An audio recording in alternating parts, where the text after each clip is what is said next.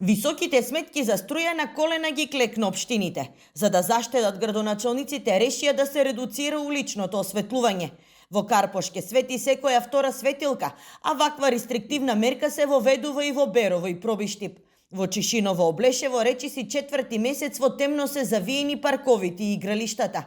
Се врши рестрикција и во осветлувањето на јавните објекти. Со штедењето, за околу 30% успеале да ги намалат сметките. Сепак, општините кои поставија штедливи светилки на уличното осветлување немаат таков проблем.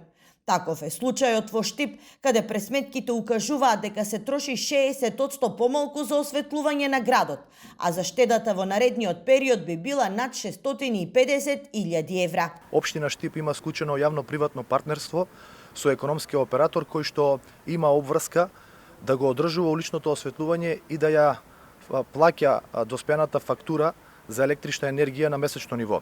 Така да не размислуваме за рестрикции, туку размислуваме за проширување на постоечката инфраструктура и мрежата за осветлување. Дека електричната енергија мора рационално да се користи советуваат и од регулаторна. Велат цената на струјата е во драматичен раст, а трендот во некои градови да се исклучува уличното осветлување е во доменот на општините и тие ги донесуваат одлуките. Градоначалниците преку ЗЕЛС побараа помош, владата да им помогне да се справат со проблемите предизвикани од енергетската криза. Иако неколку пати алармираа дека високите сметки за струја ќе ги проголтат капиталните инвестиции и ќе се доведе во прашање функционирањето на општините, и по 2 месеци се уште нема добиено конкретни одговори.